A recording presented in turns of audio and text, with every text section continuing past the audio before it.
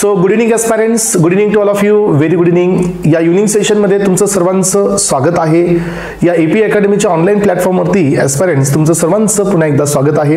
आजचा जो आपला लेक्चर आहे, या लेक्चरमध्ये असणारं नेक्स्ट सिरीजमधील आजचं एक इम्पॉर्टंट लेक्चर, ज्यामध्ये आपण नेक्स्ट अपकमिंग काही सायकल्सला डिस्कस करणार आहोत. यामध्ये ग्लुकोनिओजेनेसिस येत आहे, बीटा ऑक्सिडेशन आहे, कोरी सायकल आहे, त्यानंतर तुमचे युरिया सायकल आहे आणि कीटोजेनेसिस सारख्या सायकल्स आज आपण आजच्या लेक्चरमध्ये डिस्कस करणार आहोत. एस्पिरंट्स, पाठीमागच्या लेक्चरमध्ये आपण डिस्कस केल्या दोन इम्पॉर्टंट सायकल्स. यामध्ये पहिली होती ती म्हणजे तुमची ग्लायकोलिसिस आणि सेकंड सायकल आपण स्टडी केली, that is called TCA.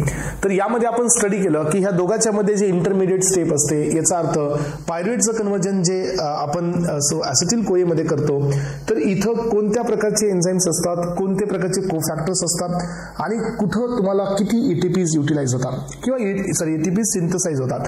Total एक ग्लुकोजचा मॉलिक्यूल हा 6 कार्बन मध्ये जर ऑक्सिडाइज व्हायचा असेल तर आपल्याला 38 एटीपीज पाहायला मिळतात. एस्पिरंट्स, यामधले 8 एटीपीज हे ग्लायकोलिसिस मध्ये असतात, त्यामध्ये 6 एटीपीज हे इनडायरेक्ट असतात, 4 एटीपीज हे डायरेक्ट असतात, -2 म्हणजे 2 एटीपीज आपण ऍक्टिव्हेशन साठी यूज केलेले असतात. एस्पिरंट्स, आणि यानंतर जसं तुमचा पायरुवेट हा तयार होईल त्यानंतर ऍसिटिल कोए तिथं तुम्हाला 3 एटीपी मिळतात आणि एका टीसीएच्या सायकल मध्ये you will get 12 ATPs.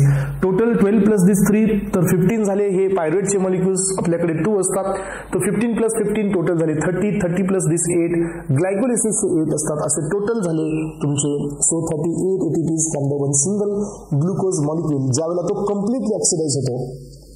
Complete oxidation होण्यासाठी aspirants we need to go for 2 cycles. First one is glycolysis आणि सेकंड वन इज टीसीए. आणि यांचा जो रेशियो असतो तो कसा असतो, 1:2 असतो. मग एस्पिरंट्स, जसं आपण ग्लायकोलिसिस पाहिलं की glucose is getting converted into the glucose 6 phosphate, glucose 6 phosphate isomerized into the fructose 6 phosphate, fructose 6 phosphate again getting converted into the fructose 1,6 bis phosphate आणि सो ऑन. ही सायकल आपण पाहिली. त्यानंतर त्याच्यामध्ये ग्लिसरॉल्डेट 3 फॉस्फेट, डायहायड्रॉक्सी एसिटोन हे तयार होतात. यानंतर मग त्यांचं डिहायड्रोजनेशन होतं, शेवटी त्यांचा फॉस्फोइनल पायरुवेट तयार होतो आणि finally will get the pyruvate. So ही झाली ग्लायकोलिसिस. आता ग्लुकोनिओजेनेसिस मीन्स व्हॉट, तर तुम्हाला सगळ्यांना माहिती आहे की ग्लायकोलिसिस मध्ये 10 स्टेप आहेत, त्यामधल्या 7 स्टेप हे रिव्हर्सिबल असतात आणि देयर इज ओनली 3 स्टेप जे की इरिव्हर्सिबल आहेत. तर एस्पिरंट्स, व्हॉट इट मीन्स इरिव्हर्सिबल म्हणजे काय? जी स्टेप फक्त मोनो डायरेक्शनल असते, जी स्टेप फक्त युनिडायरेक्शनल असते, जी स्टेप हे इंटर कन्व्हर्टेबल नसते. जसं की एक्झाम्पल की आपल्याकडे ग्लुकोज 6 फॉस्फेट हा जो तयार होत असतो ग्लुकोज पासून, तर ही एक मोनो डायरेक्शनल स्टेप असते. याचा अर्थ की एकदा ग्लुकोजचं कन्व्हर्जन ग्लुकोज 6 फॉस्फेट मध्ये झाल्यानंतर इन द प्रेझेन्स ऑफ ग्लुकोकायनेज और एक्झोकायनेज वापस तेच एन्झाईम तुम्हाला ग्लुकोज 6 फॉस्फेटचं कन्व्हर्जन वापस ग्लुकोज मध्ये नाही देणार असतात. आणि जर असं असेल तर ही स्टेप असते इरिव्हर्सिबल. जर तोच एन्झाईम तुम्हाला दोन्ही सबस्ट्रेट देतोय, वरचाही आणि खालचाही तोच एन्झाईम, तर that is called as a reversible step. मग आपण ग्लायकोलिसिस मध्ये 3 अशा स्टेप होत्या जे की कशा होत्या, इरिव्हर्सिबल होत्या. आणि या 3 स्टेपला बायपास करत आपल्याला वरती जायचं असतं. पायरुवेट पासून ग्लुकोज कडे. लक्षात ठेवा, पायरुवेट कडून ग्लुकोज कडे जाण्यासाठी आपल्याला 3 स्टेप बायपास करायच्या. याचा अर्थ 3 स्टेप साठी सेपरेट एन्झाईम आपल्याला या ठिकाणी युटिलाइज करायचा आहे. 7 स्टेप साठी तोच एन्झाईम चालतो जो एन्झाईम ग्लायकोलिसिस मध्ये असतो, कारण त्या 7 स्टेप कसे असतात, रिव्हर्सिबल नेचरचे असतात. एस्पिरंट्स, त्यामुळे या 3 स्टेपला आपण कसं बायपास करतो हे स्टडी करणे म्हणजे ग्लुकोनिओजेनेसिस. ग्लुकोनिओजेनेसिस is nothing but the process, ज्या प्रोसेसमध्ये आपण कार्बोहायड्रेट प्रिकर्सर किंवा नॉन कार्बोहायड्रेट प्रिकर्सर पासून ग्लुकोजचं डेव्हलपमेंट करतो. So which is very important in the हायपोग्लायसेमिक condition. आणि ही जी ग्लायकोलिसिस असते, ग्लुकोनिओजेनेसिस असते, ही ग्लुकोनिओजेनेसिस कॉन्ट्राइंडिकेट असते इन केस ऑफ हायपरग्लायसेमिक कंडिशन, जसं की डायबिटीज मेलेटस असेल. तर या केसमध्ये ही सायकल आपल्यासाठी कॉन्ट्राइंडिकेट असते, म्हणजे आपल्याला ही गरजेची नसते, उलट ही आपल्यासाठी प्रॉब्लेमॅटिक असते. हे पहा. मग आता gluconeogenesis is the production of glucose from the non-carbohydrate sugar precursors. So this process is called as a gluconeogenesis. So major precursor are lactate, amino acids आणि glycerols. So हे मेन या ठिकाणी precursors असतात. यांचं रिव्हर्स ग्लायकोलिसिस होऊन आपल्याला काय मिळतं एंडला, आपल्याला मिळतं ग्लुकोज, हा आपला स्टार्टिंग प्रोडक्ट मिळतो. तर एस्पिरंट आज आपल्या सायकल्स थोड्याशा जास्त आहेत, त्यामुळे व्यवस्थित समजून घ्यायचे. प्रत्येक स्टेप ही तुमच्या नोट्समध्ये आहे. सो नोट्सकडे लक्ष न देता तुम्हाला लक्ष द्यायचं आहे सांगण्याकडे, सिग्निफिकन्सकडे. प्रत्येक बीट मी नोट्समध्ये दिलेला आहे. सो फक्त तुम्ही एकदा समजून घ्या, त्यानंतर तुम्ही रिव्हिजनकडे चला. तुमच्या सगळ्या सायकल्स क्लिअर होतील एवढी गॅरंटी मला आहे. ओके, फक्त लक्ष देणं हे अनिवार्य आहे. हे पहा, सो लॅक्टेट असेल, अमायनो ऍसिड असेल आणि ग्लिसरॉल असेल, या तिघांच्या प्रिकर्सर पासून आपल्याला ग्लुकोज मिळत असतो. That is called as a ग्लुकोनिओजेनेसिस. So alcohol consumption increases the risk of hypoglycaemia. मग ऍस्पिरंट जसं अल्कोहोलचं कन्झम्पशन आपण करतो, जसं की अल्कोहोलचं क्रोनिक कन्झम्पशन केलं जातं, तर आपल्या बॉडीमध्ये जर ऑलरेडी ग्लुकोज लेवल कमी असेल तर या ठिकाणी ही ग्लुकोनिओजेनेसिस वापस काय होत असते, अल्कोहोलच्या प्रेझेन्समध्ये ही सायकल इनहिबिट होत असते. मग ऑलरेडी समजा एखाद्या पर्सनला हायपोग्लायसेमिया आहे, याचा अर्थ असतो की त्याच्या बॉडीमध्ये ग्लुकोनिओजेनेसिस होत नाहीये आणि वापस तुम्ही अल्कोहोल घेतलेला आहे एस्पिरंट, तर पुन्हा वापस ग्लुकोनिओजेनेसिस ही इनहिबिट केली जाते. त्यामुळे रिस्क ऑफ हायपोग्लायसेमिया वाढतो. म्हणजे काय, सो बॉडीमध्ये जी ग्लुकोज लेवल नॉर्मल पेक्षा कमी आहे याची रिस्क जास्त वाढते. कारण का, अल्कोहोलचा ग्लुकोनिओजेनेसिस वरती इनहिबिटरी इफेक्ट असतो. That is Y alcohol show the risk of hypoglycaemia. ज्या पर्सन मध्ये ऑलरेडी हायपोग्लायसेमिया आहे, again he is taking alcohol, तर याच्यामध्ये हायपोग्लायसेमिया होण्याची रिस्क ही जास्त असते. मग आपण इथं पाहूया एस्पिरंट्स. सो यांच्याकडे 3 स्टेप ह्या इरिव्हर्सिबल आहेत. यातली पहिली स्टेप आहे जी फर्स्ट वालीच आहे, हेक्झोकायनेस किंवा ग्लुकोकायनेस रेग्युलेटेड ही स्टेप असते. सो जिथं ग्लुकोजचं कन्व्हर्जन हे कशामध्ये होत असतं, ग्लुकोज 6 फॉस्फेट मध्ये होतं, तर ही स्टेप इरिव्हर्सिबल असते. सेकंड स्टेप असते फॉस्फोफ्रुक्टोकायनेस, जिथं fructose 6 फॉस्फेटचं conversion fructose 1,6 bis phosphate मध्ये होत असतं. आणि फायनली असतं पायरुवेट कायनेस, जिथं फॉस्फोइनाइल पायरुवेटचं कन्व्हर्जन हे शेवटचा जो स्टेप असतो that is called as a pyruvate, याच्यामध्ये होत असतं. सो या 3 स्टेप या ठिकाणी कशा आहेत, या 3 स्टेप या ठिकाणी सो इरिव्हर्सिबल आहेत. मग aspirants, so this 3 stages need to bypassed. हे पहा, मग आपल्याला जर ग्लुकोजचं सिंथेसिस करायचं, ह्या 3 स्टेप एका डायरेक्शनने जात आहे. सो यांना आता एक एक्झाम्पल पहा, मी तुम्हाला इथं डायग्राम्स पण दिलेले आहेत. या डायग्रामच्या हेल्पनी तुम्हाला जास्त इझिली क्लिअर होईल. पहा, समजा आता माझ्याकडे ग्लुकोजचं कन्व्हर्जन येस ग्लुकोज 6 फॉस्फेट मध्ये झालेलं आहे आणि हा माझा ॲरो युनि डायरेक्शनल आहे. मग याला मला वापस ग्लुकोज मध्ये जायचं असेल तर यातला मला फॉस्फेट रिमूव्ह करावं लागेल, पण हा काम हे हेक्झोकायनेस नाही करणार आहे, कारण तो एक असा एन्झाईम आहे ज्याचा रोल फक्त युनिडायरेक्शनल आहे. म्हणजे हा बाय डायरेक्शनल नाहीच आहे, म्हणजे हे रिव्हर्सिबल नाहीच आहे. मग आता जर माझं ग्लुकोज 6 फॉस्फेटचं कन्व्हर्जन फ्रुक्टोज 6 फॉस्फेट मध्ये होत आहे, तर ह्या आरोला मी दोन्ही साईडनी ओरिएंटेशन देणार आहे. तर हे माझी रिव्हर्सिबल स्टेप आहे, कारण तोच एन्झाईम हे दोन्ही पण प्रोडक्ट फॉर्म करू शकतो. याचा अर्थ मला इथं सेपरेट एन्झाईम यूज करायची गरज नाही. पण जिथं जिथं स्टेप माझ्या इरिव्हर्सिबल आहेत तिथं मला डिफरंट एन्झाईमचा वापर करावा लागेल. जसं की इथं मी सो ग्लुकोज 6 फॉस्फेटेज नावाचं एन्झाईम मी यूज करेल. त्यावेळेला काय होणार की याच्यामध्ये 6 नंबरचं फॉस्फेट रिमूव्ह होईल एन्झायमॅटिकली आणि glucose 6 phosphate is getting converted into glucose. याचा अर्थ मला 3 स्टेप ह्या बायपास कराव्या लागतील. का, याचं कारणही तुम्हाला मी इथं सांगितले, कारण या 3 स्टेप कशा असतात, इरिव्हर्सिबल नेचरचे असतात. मग एस्पिरंट तुमच्या समोर ही सायकल आहे. सो या सायकलचा तुम्ही ऑलरेडी लास्ट लेक्चरमध्ये याचा ओव्हरव्ह्यू आपण पाहिलेला आहे. इथं पहा, याच्यामध्ये थोडंसं तुम्हाला मी याला झूम इन करतो, सो ज्यामुळे तुम्हाला सगळे पॉइंट्स इथं तुमच्या बोर्डवरती क्लिअर असतील. सो ही सायकल आहे ग्लायकोलिसिसची. हे पहा, fructose 6 phosphate, then fructose 1,6 bisphosphate, then glyceraldehyde 3 phosphate, 1,3 bisphosphoglycerate, 3 phosphoglycerate, 2 phosphoglycerate, आणि फायनली काय मिळतं तुम्हाला इकडे या, हे पहा. So finally you got an the yes phosphoenol pyruvate. Phosphoenol पायरुवेटचं कन्व्हर्जन होत असतं पायरुवेट मध्ये. मग ही आहे आपली ग्लायकोलिसिस. आता आपल्याला वापस जायचं इथून वापस ग्लुकोजकडे. तर एस्पिरंट काय असतं माहिती आहे की पायरुवेट हा वापस फॉस्फोइनाइल पायरुवेट मध्ये नाही जाऊ शकत, कारण ही स्टेप इरिव्हर्सिबल नेचरची आहे. त्यामुळे हा पायरुवेट काय करतो, हा पायरुवेट इथून ट्रान्सफर्ड होतो मायटोकॉन्ड्रियामध्ये. हे पहा, मायटोकॉन्ड्रियामध्ये हा पायरुवेट जातो. पायरुवेट डिकार्बॉक्सिलेज या एन्झाईमनी याचं कन्व्हर्जन होतं ऑक्झॅलो ऍसिटेट मध्ये जातो. हा मग ऑक्झॅलो ऍसिटेट हा अल्फा कीटोग्लुटारेट कडून सक्सेसिव्ह म्हणजे हे टीसीए सायकल रन होत आहे. पहा, सो इथे येतो फिमारेट आणि इथे येतो मॅलेट एस्पिरंट्स. तर हा मॅलेट असतो ह्या मायटोकॉन्ड्रियलची जी मेम्ब्रेन असते याला असतो परमेबल. हा मॅलेट इथून बाहेर येतो आणि मॅलेट डिहायड्रोजिनेजच्या हेल्पनी बाहेर ऑक्झॅलो ऍसिटेट तयार होता. हे लक्षात घ्या, आपण आतापर्यंत टीसी सायकल मध्ये जे ऑक्झॅलो ऍसिटेट तयार केलं होतं हे तयार केलं होतं मायटोकॉन्ड्रियाच्या मध्ये. एन्झाईमच्या हेल्पने ते मायटोकॉन्ड्रियाच्या बाहेर. मग तुम्ही असं म्हणाल की सर एवढी सायकल आपण का रन केली, आपण हाच ऑक्झॅल ॲसिटेट बाहेर घेतला असताना? Yes sir no. So aspirants लक्षात घ्या, या ऑक्झॅल ॲसिटेटला परमिएबिलिटी नसते, त्यामुळे हा ऑक्झॅल ॲसिटेट पूर्ण TCA सायकल रन करत तो मॅलेट मध्ये येतो आणि हा मॅलेट यानंतर तुमचा इझिली परमेबल असतो, हा बाहेर येतो. देन मॅलेट डिहायड्रोजिनेसच्या हेल्पने हा ऑक्झॅल ॲसिटेट मध्ये कन्वर्ट होतो. ऑक्झॅल ॲसिटेटचं कन्व्हर्जन फॉस्फोइनाइल पायरेट मध्ये होतं.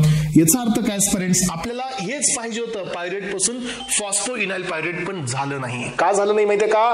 कारण हे एक इरिव्हर्सिबल स्टेप होती एस्पेरेंट. मग वापस फॉस्फोइनाइल पायरेटचं कन्व्हर्जन फॉस्फोइनाइल पायरेट मध्ये जाण्यासाठी आपल्याला एवढ्या सायकल्स कंप्लीट करत याव्या लागल्या किंवा एवढ्या स्टेप्स कंप्लीट करत लागले असपर्यंत त्यावेळेला ह्या ऑक्झॅल ॲसिटेटला कन्वर्ट केलं गेलं फॉस्फोइनाइल पायरेट मध्ये with the help of enzyme phosphoenol pyruvate carboxykinase. तर हा एक इम्पॉर्टंट एन्झाईम असतो जो की तुम्हाला एक्झाम मध्ये विचारला जातो. लक्षात घ्या, फॉस्फोइनाइल पायरेट कार्बॉक्सिकायनेस हा एन्झाईम असतो जो ऑक्झॅल ॲसिटेटचं कन्व्हर्जन फॉस्फोइनाइल पायरेट मध्ये करतो. मग आता मला सांगा एस्पिरंट, इथून कुठपर्यंत सायकल सगळ्या रिव्हर्सिबल आहेत सांगा बरे. तर ही सायकल सगळ्या वापस कुठपर्यंत रिव्हर्सिबल आहेत? इथपर्यंत रिव्हर्सिबल आहेत. म्हणजे तुम्हाला मिळाला फ्रुक्टोज 1,6 बिसफॉस्फेट. आता इथपर्यंत जाऊस तर तुम्हाला काहीही टेन्शन नाही, कारण मधल्या सगळ्या स्टेप कशा आहेत? या ठिकाणी ह्या सगळ्या स्टेप रिव्हर्सिबल आहेत. म्हणजे तोच एन्झाईम तुम्हाला रिव्हर्स ग्लायकोलिसिस देऊ शकतो. मग आता आपण पोहोचलो कुठे? फ्रुक्टोज 1,6 बिसफॉस्फेट मध्ये. मग आता आपल्याला काय पाहिजे? फ्रुक्टोज 1,6 बिसफॉस्फेटचं कन्व्हर्जन पाहिजे फ्रुक्टोज 6 फॉस्फेट, म्हणजे आपल्याला रिव्हर्स जायचंय ग्लुकोजकडे. तर हा एन्झाईम काम नाही करणार आहे, फॉस्फोफ्रुक्टोकायनेज हा काम नाही करणार आहे, कारण हे रिव्हर्सिबल स्टेप आहे. तर या ठिकाणी हा एन्झाईम काम करणार आहे स्पेरेंट फ्रुक्टोज 1,6 बिसफॉस्फेटेज. पहा, आपण तिकडेही अल्टरनेट एन्झाईम वापरला, आता या स्टेप मध्ये पण अल्टरनेट एन्झाईमचा वापर करत आहोत. फ्रुक्टोज 1,6 बिसफॉस्फेटेज या एन्झाईमच्या हेल्पनी काय होत आहे की हा तुमचा एक फॉस्फेट यातील रिलीज होत आहे आणि फ्रुक्टोज 1,6 बिसफॉस्फेट हे फ्रुक्टोज 6 फॉस्फेट मध्ये येत आहे. आणि फायनली एस्पेरेंट ही तर रिव्हर्सिबल स्टेप आहे, इथं तुम्हाला अल्टरनेट एन्झाईम वापरायची गरज नाही, हा तर आयसोमरायझेशन आहे. यानंतर वापस ग्लुकोज 6 फॉस्फेटचं कन्व्हर्जन आता आपल्याला ग्लुकोज मध्ये करायचंय. तर हा एन्झाईम हे रोल करणार नाही, कारण हा एक इरिव्हर्सिबल एन्झाईम आहे. सो त्यामुळे वापस या ग्लुकोजचं कन्व्हर्जन ग्लुकोज 6 फॉस्फेट मध्ये करण्यासाठी आपण इथं ग्लुकोज 6 फॉस्फेटेज हा एन्झाईमचा वापर केला एस्पिरंट्स. आणि या एन्झाईमचा वापर करत आपल्याला काय मिळालं? Glucose 6 phosphate again getting converted into the glucose. आणि ही झाली टोटल प्रोसेस ग्लुकोनिओजेनेसिस. समजलं का सगळ्यांना? ग्लुकोनिओजेनेसिस मध्ये काय केलं आपण? So we need to just bypass 3 important steps जे की इरिव्हर्सिबल नेचरचे असतात फायनली. आणि आपल्याला शेवटी काय मिळणार आहे? ग्लुकोज. मग आपण पायरेट पासून फॉस्फोइनाइल पायरेट कसं बनवलं? सो पायरेट पासून आपण तो पायरेट ऍड केला, मायटोकॉन्ड्रियामध्ये गेला, तो ऍसिटिल कोई मध्ये कन्वर्ट झाला, मग तो सायकल मध्ये मर्ज होत तो तुमचा फिमॅरेट पर्यंत आला, फिमॅरेट पासून मॅलेट झाला, मॅलेट हा परमेबल असतो, मॅलेट हा मायटोकॉन्ड्रियाच्या बाहेर आला. आणि त्यानंतर मग ह्या मॅलेटचं कन्व्हर्जन झालं ऑक्झॅल ॲसिटेट मध्ये आणि ऑक्झॅल ॲसिटेटचं कन्व्हर्जन झालं फॉस्फोइनाइल पायरेट मध्ये. फॉस्फोइनाइल सो पायरेट कार्बॉक्सिकायनेज या एन्झाईमचा वापर केला आपण आणि वापस आपण ही सायकल रिव्हर्स घेऊन आलो. 2 ठिकाणी पुन्हा अल्टरनेट एन्झाईमचा वापर केला आपण. एक हा एन्झाईम वापरला अल्टरनेट आणि हा एक एन्झाईम वापरला. फॉस्फेटेज हा जो एन्झाईम असतो जो फॉस्फेट ग्रुपला रिमूव्ह करणारा एन्झाईम असतो आणि आपल्याला एस्पिरंट रिमूव्ह करायचे. हे पहा, इथं 6 नंबरला फॉस्फेट आहे, इथं एक पण फॉस्फेट नाहीये, म्हणजे आपल्याला रिमूव्ह करायचे. इथं 1,6 नंबरला आहे तर इथं फक्त 6 ला आहे, म्हणजे याचा अर्थ 1 नंबर पोझिशनचं फॉस्फेट हे आपण काय केलेलं आहे? रिमूव्ह केलेलं आहे. आणि ह्या टोटल कॉन्सेप्टला आपण नाव दिलं ग्लुकोनिओजेनेसिस. सो एस्पिरंट्स थोडंसं या सायकल बद्दल अजून काही पॉइंट्स आपण थेरॉटिकली समजून घेऊया आणि या टॉपिकला या ठिकाणी क्लिअर करण्याचा प्रयत्न करूया एस्पिरंट्स. सो हे पहा, आपण या ठिकाणी हे पायरेट टू ऑक्झॅल ॲसिटेट पहिल्यांदा केलं. या ठिकाणी इम्पॉर्टंट स्टेप पहा, पायरेट टू ऑक्झॅल ॲसिटेट केलं, इथं पायरेट कार्बॉक्सिलेज करून पुन्हा नंतर हा वापस बनवला फिमारेट मध्ये. ऑक्झॅल ॲसिटेटचं मॅलेट केलं, मॅलेटचं पुन्हा काय केलं? पुन्हा वापस फॉस्फोइनाइल पायरेट केलं, फॉस्फोइनाइल पायरेट करून वापस कुठं आलो? फ्रुक्टोज 1,6 बिसफॉस्फेटचं कन्व्हर्जन. या ठिकाणी फ्रुक्टोज 1,6 बिसफॉस्फेटचं कन्व्हर्जन आपण ग्लुकोज 6 फॉस्फेट मध्ये केलं, म्हणजे आयसोमेरेज आपण इथून एक स्टेप इथं बायपास केली पहा. आणि शेवटीच्या स्टेप मध्ये ग्लुकोज 6 फॉस्फेट हा ग्लुकोज मध्ये कन्वर्ट केला. 3 एन्झाईम आपण ऍडिशनल वापरले आणि हे तिन्ही एन्झाईम तुमच्या समोर आहेत. फ्रुक्टोज 1,6 बिसफॉस्फेटेज, ग्लुकोज 6 फॉस्फेटेज फॉस्फोइनाइल पायरुवेट कार्बोक्सिकायनेस हे 3 इम्पॉर्टंट एन्झाईम लागले आपल्याला ग्लुकोनिओजेनेसिस करण्यासाठी. ओके, तर एवढं तुम्ही लक्षात घेतलं ॲज पॅरेंट्स तर मला वाटतं की ग्लुकोनिओजेनेसिस वरतीचे सगळे क्वेश्चन्स तुमचे क्लिअर होतील. आणि टोटल एटीपीज पहा हे ग्लुकोनिओजेनेसिस करण्यासाठी so you need to give some energy 6 ATP molecules तुम्हाला इथे लागतात आणि हे ATP molecules fatty acid oxidation पासून मिळवले जातात. हे रेग्युलेशन पहा.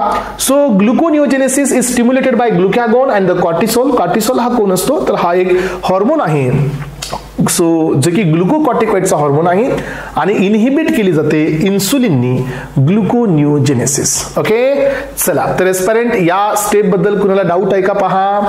पहिली सायकल आपली इथं संपलेली आहे. पाठीमागच्या लेक्चरमध्ये पण आपण याबद्दल थोडंसं डिस्कशन घेतलं होतं एस्परंट. आता आपण चाललेले आहोत नेक्स्ट बीट कडे. ते नेक्स्ट सायकल आहे कोरी सायकल. तर एस्परंट ही काही खूप मोठी सायकल नाहीये. कोरी सायकल ही काही खूप मोठी सायकल नाहीये, ही सिंपल सायकल आहे. आणि या सायकल मधून आपल्याला काय समजून घ्यायचंय. सो अॅनारोबिकली आपण पाहतो राईट. सो अॅनारोबिकली आपण पाहतो की आपल्या या बॉडीमध्ये कसं लॅक्टिक ऍसिड हे एक पाथवे असतो ज्याच्यामध्ये इंटरकन्व्हर्जन होतं लॅक्टेट आणि ग्लुकोजच्या मध्ये. आपण हे पाहणार आहोत या आजच्या या कोरी सायकलमध्ये. ओके एस्परंट्स, चला तर आपण आता नेक्स्ट इम्पॉर्टंट सायकल घेत आहोत एस्परंट्स, ती आहे कोरी सायकल. तर काय असते कोरी सायकल तर हे इंटरकन्व्हर्जन असतं दोघांचं. एक आहे लॅक्टेट आणि दुसरं आहे ग्लुकोज. याचं इंट्रोडक्शन पाहूया. The Cori cycle is also known as the lactic acid cycle. बघा याचं सेकंड नेम आहे. It is a metabolic pathway that facilitate the interconversion of lactate आणि glucose in between the muscle and the liver. हा तर ही cycle असते muscle आणि लिव्हरच्या मध्ये. हे पहा एस्परंट्स कुठं काय होत आहे हे आपल्याला बघायचंय. लॅक्टेट हा कधी तयार होत असतो. लॅक्टेट हा पण एंड प्रोडक्ट आहे कुणाचा. सो ग्लायकोलिसिस हा एंड प्रोडक्ट आहे. एनारोबिक कंडिशन मध्ये जर O2 चा प्रेझेन्स आपल्या बॉडीमध्ये नसेल एस्परंट तर ग्लायकोलिसिसचा जो एंड प्रोडक्ट असतो तो लॅक्टेट असतो. मग आपण हे पाहतो की हे इंटरकन्व्हर्जन कसं होणार आहे. So during the intense exercise oxygen supply to the muscle is limited. ज्याला आपण एक्सरसाइज मध्ये असतो रनिंग मध्ये असतो ज्यावेळेला ऍक्टिव्हेटेड कंडिशन मध्ये असतो एस्परंट त्याला मसल कडे ऑक्सिजनचा सप्लाय हा लिमिटेड असतो. Glucose is converted into lactate through the anaerobic glycolysis and then lactate is transported to the liver where again it is getting back converted into glucose. बघा ही कोरी cycle म्हणजे काय आहे एस्परंट. कोरी सायकल म्हणजे it is a balancing in between the glucose and lactate. It is a interconversion form in between glucose and lactate. ज्याच्यामध्ये काय होतंय की मसलमध्ये ज्याला आपण एक्सरसाइज मध्ये असतो त्यावेळेला मसलमध्ये O2 चा सप्लाय असतो कमी आणि त्यामुळे ग्लायकोलिसिस रन होते अॅनारोबिकली. अॅनारोबिकली याचा अर्थ काय एस्परंट्स जिथं O2 चा सप्लाय लिमिटेड असतो त्यामुळे काय होतं की एंड प्रोडक्ट हा तुमचा पायरुवेट येण्याजागी त्या ग्लायकोलिसिस हा एंड प्रोडक्ट येत असतो लॅक्टेट. मग हा लॅक्टेट मसल मध्ये तयार झालेला राईट. सो जसं मसल मध्ये हा लॅक्टेट तयार झालेला आहे aspirants due to the low O2 amount हा लॅक्टेट पुन्हा वापस इथून लिव्हर मध्ये जातो आणि तिथून पुन्हा वापस ग्लुकोज तयार होतो. याला नाव द्यायचं असतं Cori cycle. This is called as a Cori cycle. एकदा लक्षात घ्या. डायग्रामॅटिक प्रेझेंटेशन पण तुम्हाला इथं मी दिलेलं आहे बघा. तर हे आहे मसल. हे थोडंसं तुम्हाला आणि क्लिअर असेल तर मी थोडंसं झूम करून दाखवतो जे की तुम्हाला थोडंसं क्लिअर होईल. हे पहा ही आहे मसल आणि मसल मध्ये जोपर्यंत ऑक्सिजन आहे तोपर्यंत एंड प्रोडक्ट हा तुमचा पायरुवेट आहे. पण मसल मध्ये ज्या वेळेला एक्सरसाइज कंडिशन असते स्ट्रेसफुल कंडिशन असते त्यावेळेला जो एंड प्रोडक्ट असतो तो लॅक्टेट असतो. आपण हे आधीच पाहिले लॅक्टेट तयार होतं. मग आता मसल मध्ये ग्लुकोज आहे ग्लुकोजचं कन्वर्जन पायरुवेट आहे. जर O2 कमी असेल तर लॅक्टेट हा झाला मसल मध्ये. मसल मधून हा लॅक्टेट ट्रान्सफर होतो लिव्हर मध्ये. लिव्हर मध्ये हा लॅक्टेट वापस जातो पायरुवेट. पायरुवेट पासून ग्लुकोज सिक्स फॉस्फेट वापस मिळतो ग्लुकोज मध्ये आणि ग्लुकोज वापस येतो मसल मध्ये. तर ही जी सायकलिंग असते in between muscle and liver याला नाव द्यायचं कोरी सायकल. कळालं सगळ्यांना कोरी सायकल काय आहे. कोरी सायकल म्हणजे ग्लुकोज आणि लॅक्टेटचं इंटरकन्व्हर्जन असतं. सो मसल मध्ये लॅक्टेट तयार झालेलं आहे त्यानंतर ते लिव्हर मध्ये गेलं वापस त्याचं form glucose again transported into the muscle.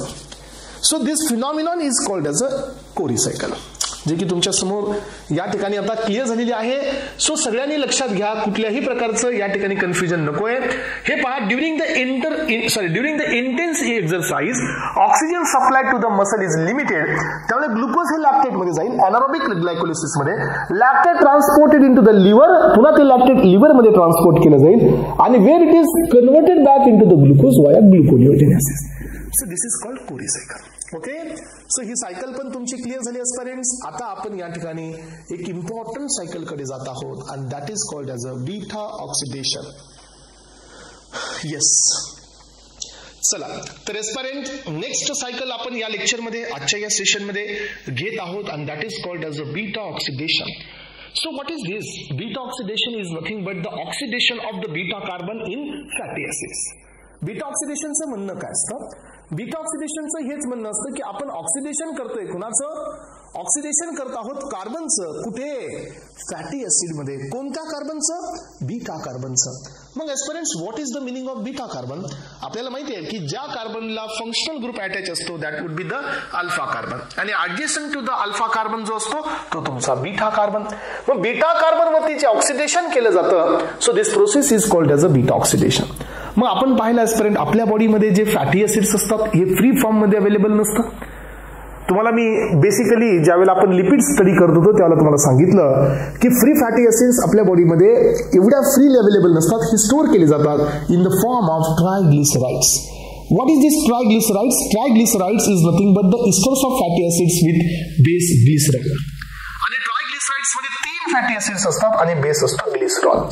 पण एस्पिरंट, ज्या वेळेला ह्या ट्रायग्लिसराइड वरती लायपेज हा एन्झाईम ऍक्टिव्हेट होतो, येस, ज्या वेळेला या ट्रायग्लिसराइड्स वरती लायपेज हा एन्झाईम ऍक्ट करतो त्यावेळेला त्या तुमच्या टीजी मधून एक फ्री फॅटी ऍसिड तुमचा बाहेर पडतो. आणि जसा फ्री फॅटी ऍसिड बाहेर पडतो तसा तो फ्री फॅटी ऍसिड ऑक्सिडेशन साठी येतो. लक्ष देऊ नाही का? ही प्रोसेस तुम्हाला थोडीशी क्लिअर असणं गरजेचं आहे एस्पिरंट. याबद्दल आपण थोडंसं बेसिक डिस्कशन घेऊया. हे पहा, आपण काय घेतलं एस्पिरंट की आपल्याकडे एनर्जी प्रोडक्शन साठी आपल्याकडे 2 फ्यूल आहेत. त्यातलं फर्स्ट फ्यूल आहे ग्लुकोज आणि दुसरं फ्यूल आहे फॅटी ऍसिड. असे 2 फ्यूल आहेत. सो ह्युमन बॉडीची टेंडन्सी आहे जो सिंपल आहे त्याला आधी ब्रेक करा. याचा अर्थ काय की ग्लुकोज मध्ये आणि फॅटी ऍसिड मध्ये सिंपल फॉर्म हा जर ग्लुकोजचा असतो तर याचं इमिडिएटली पायरुवेट मध्ये कन्व्हर्जन केलं जातं आणि पायरुवेट मधून हा CO2 मध्ये कन्वर्ट केला जातो 6CO2 with the help of TCA. हे तर आपण पाहिलंच आधी, हे तर आपण कव्हर केलं प्रिव्हियस लेक्चर मध्ये, हेच पाहिले आपण. मग याच्यामधून आपल्याला नेट गेन किती मिळतोय? 38 ATPs. याचा अर्थ आपल्या बॉडीमध्ये कधीच असं होणार नाही, आपल्या बॉडीमध्ये कधीच असं होणार नाही की आपल्याकडे ग्लुकोज आहे आणि आपण फॅटी ऍसिडचं ऑक्सिडेशन केलंय, असं नाही होत. कारण का? ग्लुकोज हा जो असतो हा कॉमन सोर्स असतो एनर्जीचा. मग आता फॅटी ऍसिड, समजा एखादा पर्सन आहे जो ग्लुकोजला बी कन्झ्युम करतोय आणि फॅटी ऍसिडला बी कन्झ्युम करतोय, तर फॅटी ऍसिड कुठे जातात? स्टोरेज कडे जातात आणि ग्लुकोज हा आपल्या युटिलायझेशन मध्ये येत असतो. मग आता ग्लुकोज हा फॅटी ऍसिड स्टोअर कुणासोबत होता? तर कार्बनची ही 3 कार्बनची चेन आहे. हे फॅटी ऍसिड, हे फॅटी ऍसिड, हे फॅटी ऍसिड, हे 3 फॅटी ऍसिड जर इथे इस्टरीफाय करण्यात आले आजपर्यंत तर हा तुमचा TG तयार होतो आणि TG म्हणजे triglyceride. It is getting stored in to the adipose tissue. मग ऍडिपोज टिश्यू मध्ये तो स्टोअर झाल्यानंतर तो या ठिकाणी काय करतो? आपल्या बॉडी मधला फॅट इन्हान्स करतो. मग आता आपण तिथं त्या पर्सनला ओबेस पर्सन असं कन्सिडर करू शकतो ज्याच्यामध्ये ही डिपोजिशन सर्वात जास्त आहे. मग आता झालं काय की ज्या वेळेला आपल्या बॉडीमध्ये ग्लुकोज हे अवेलेबल नाही आहे, समजा ड्युरिंग द फास्टिंग कंडिशन, आपल्या बॉडीमध्ये ग्लुकोज अवेलेबल नाही आहे आणि बॉडी नीड्स सम ATPs. त्यावेळेला काय होतं तर एस्पिरंट्स लक्षात घ्या, या टोटल मॉलिक्युलचं ऑक्सिडेशन असतं का? नाही. हे तर खूप कॉम्प्लेक्स मॉलिक्युल आहे. इथे एक फॅटी ऍसिड आहे, इथे एक फॅटी ऍसिड आहे, इथे एक फॅटी ऍसिड आहे. ह्या सगळ्यांचं ऑक्सिडेशन नाही होणार आहे. यामधील काही जे तुमच्याकडे जो फॅटी ऍसिड्स असतात हे लायपेजच्या एन्झाईमनी हा ब्रेक होईल आणि इथं राहील आता डॅगचा मिनिंग असतो 2 फॅटी ऍसिड आहे, डायआसाइल ग्लिसरॉल आहे आणि इथून एक बाहेर पडलेला आहे फ्री फॅटी ऍसिड. याला आपण आता फ्री नेम दिलेला आहे कारण हा आता ग्लिसरॉल सोबत इस्टरीफाय करण्यात आलेला नाही आहे. आताच आपण त्याला ग्लिसरॉल पासून ब्रेक केलेला आहे. Yes or no? आणि now this free fatty acid is suitable for the oxidation. So we can't oxidise this entire molecule of triglyceride. नाही, कारण याच्यामध्ये 3 फॅटी ऍसिड आहेत. आपल्याकडे आता हा फ्री फॅटी ऍसिड आहे, तर आपल्याकडे 2 प्रकारचे सेल आहेत. एक आहे प्रोकॅरियोटिक सेल, तर सेकंड वाला आहे युकॅरियोटिक सेल.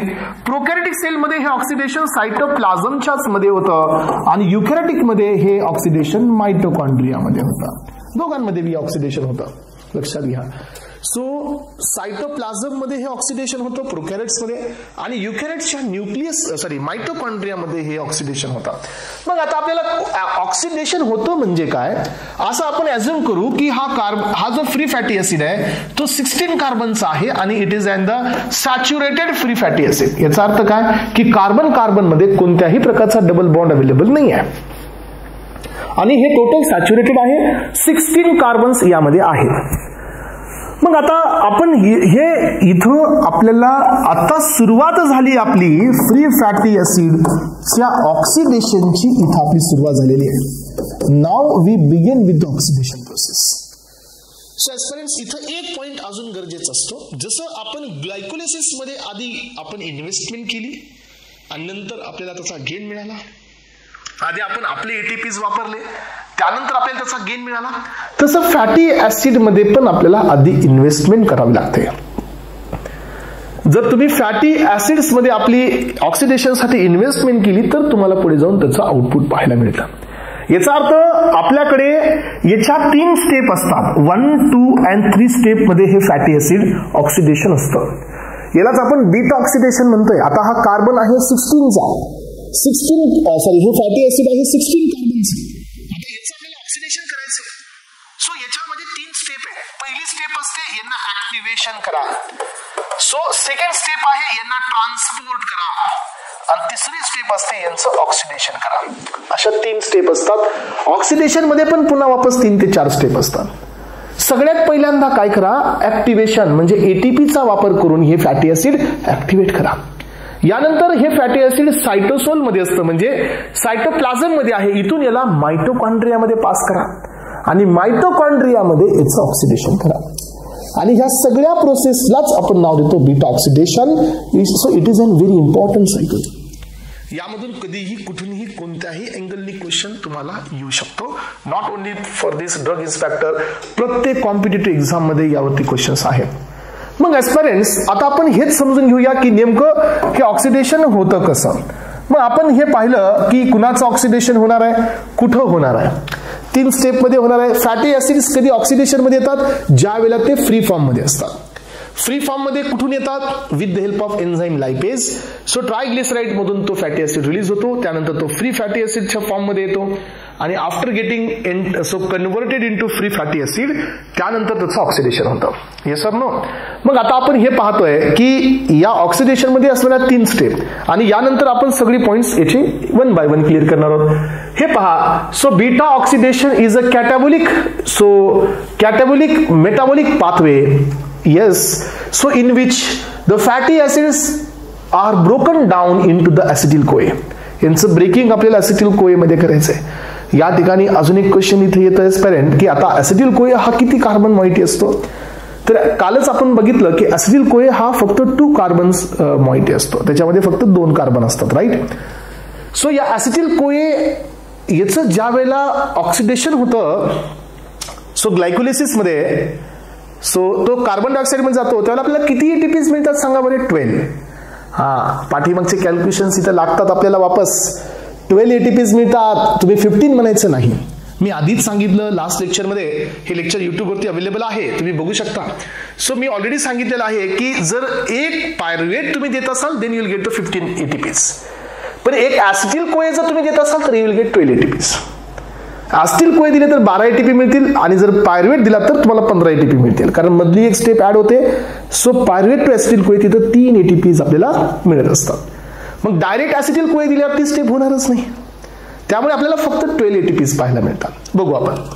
सो आपलं प्राइम ऑब्जेक्टिव्ह आहे की beta oxidation is a catabolic metabolic process in which so fatty acids are broken down into the acetyl-CoA, NADH2 and FADH2. Then it is used for the cellular respiration and respiration in the form of energy, that is ATP. सगळा हा जो programme आहे तो ATP साठी केला जात आहे. So युकॅरियोट्स मध्ये ही प्रोसेस मायटोकॉन्ड्रिया मध्ये असते, तर प्रोकॅरियोट्स मध्ये ही प्रोसेस सायटोसोल मध्ये असते. तर एस्पिरंट आपल्याकडे असेही काही आहेत ज्यांच्याकडे फॅटी ऍसिडचं ऑक्सिडेशन कधीच होत नाही. एक्झाम्पल मध्ये आरबीसी, इरिथ्रोसाइट्स, जसं की आरबीसी, मेडुल्ला, हे जे आहेत हे फॅटी ऍसिड्स त्यांच्याकडे ऑक्सिडेशन मध्ये मेजर एटीपीज देत नाहीत, कारण हे मेजरली डिपेंड असतात anaerobic ग्लायकोलिसिस वरती. अलग लक्षात. यानंतर पहा, so they use the glucose आणि ketone bodies as a major source of energy.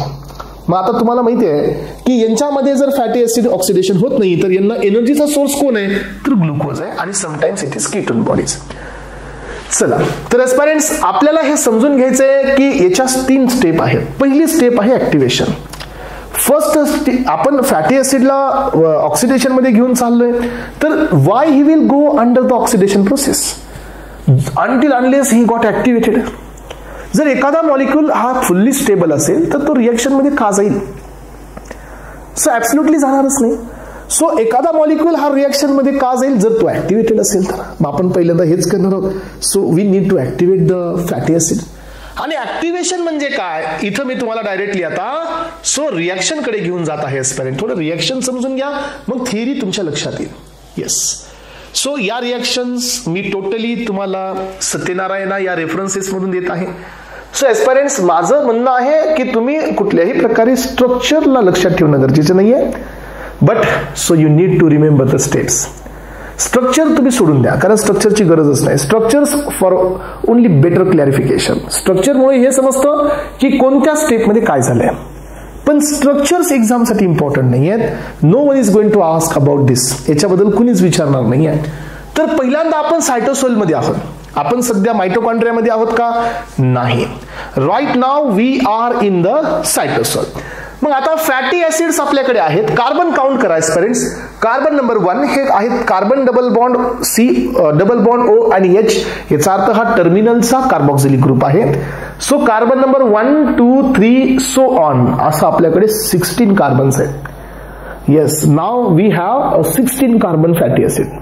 मग याच्यामध्ये आपण 2च कार्बनला इथं कलर डिफरंट का देण्यात आलेला आहे, कारण यातला पहिला कार्बन आहे अल्फा, तर सेकंड कार्बन आहे बीटा. That's it. मग एस्पिरंट लक्षात घ्या, पहिला स्टेप आहे फॅटी ऍसिड. सो याच्यामध्ये 1 एटीपी आपण यूज करतो. पहा, 1 एटीपी आपण वापरलाय. सो 1 एटीपी हा आपण ऍड केलाय. Now we got AMP. AMP याचा अर्थ मोनोफॉस्फेट आणि 1 पीपीआय याचा अर्थ आपण एकही फॉस्फेट हा सबस्ट्रेट वरती टाकलेला नाहीये. पीपीआय म्हणजे 2 फॉस्फेट असतात आणि ह्या एएमपी मध्ये 1 फॉस्फेट आहे, म्हणजे 3 फॉस्फेट टाकले, 3च्या 3 बाहेर आले. तुम्हाला वाटलं असेल की सर मग टाकलेच कशाला. येस, आपण ऍडच कशाला केले, एकही फॉस्फेट सबस्ट्रेट वरती गेला नाही. Then why we added this ATP into this step. या स्टेप मध्ये आपण काय ऍड केलंय, कारण बेटा सो ज्यावेळेला एटीपी हा ब्रेक होत असतो एएमपी मध्ये आणि इनऑर्गॅनिक पायरोफॉस्फेट मध्ये, त्यावेळेला एनर्जी रिलीज होत असते आणि याचाच वापर करून हा को एन्झाइम याच्यासोबत ऍड केला जातो. आणि now this structure is become acyl CoA. Don't forget aspirant, this is acyl CoA, not acetyl CoA. Acyl CoA is nothing but the number of carbon atoms with the coenzyme A. Acetyl CoA it means only 2 carbon atom compound. मग हे 2 कार्बनच आहे का, नाही. मग आता पहा, जसं हा असाइल कोए तयार झालेला आहे, now it will getting transported into the mitochondria from cytosine. तर इथे ट्रान्सपोर्टर असतो, याचं नाव असतं कॅर्निथिन. हा कॅर्निथिन ट्रान्सपोर्ट असतो एस्पिरंट, जो या असाइल कोएला हा ट्रान्सपोर्ट करत असतो इनटू द मायटोकॉन्ड्रिया. ही झाली आपली सेकंड स्टेप. येस, आतापर्यंत आपण 2 स्टेप कव्हर केल्या. एक पहिली स्टेप पाहिली ऍक्टिव्हेशनची आणि आता सेकंड स्टेप पाहतोय ट्रान्सपोर्टेशनची. ह्या 2 स्टेप क्लिअर झाल्या. असाइल कोए हा आता आपला मध्ये आलेला आहे. मध्ये म्हणजे कुठे, मायटोकॉन्ड्रियामध्ये. बरं, आपण याला का ट्रान्सपोर्ट केलं स्पेशल ट्रान्सपोर्टरनी, बिकॉज हा असाइल कोए मायटोकॉन्ड्रियल मेम्ब्रेनला परमेबल नव्हता. and that is why we need to transport this by using the special type of transporter. म्हणून आपल्याला याला ट्रान्सपोर्ट करावं लागलं. मग आता एस्पिरंट हे लक्षात घ्या, जसं आपण आता मध्ये पोहोचलोय तसं या ठिकाणी आपल्याला 3 ते 4 रिएक्शन करायच्या आहेत. ऑक्सिडेशन मध्ये 4 वेगवेगळ्या रिएक्शन्स आहेत. सो याचा सिक्वेन्स बी विसरायचा नाही. एक्झाम मध्ये हा सिक्वेन्स बी येण्याचा चान्स असतो. So beta oxidation cycle consist 4 different main steps. 4 main step आहेत. पहिली स्टेप आहे डिहायड्रोजिनेशन. पहिली स्टेप आहे डिहायड्रोजिनेशन. सो यानंतर सेकंड स्टेप आहे हायड्रेशन.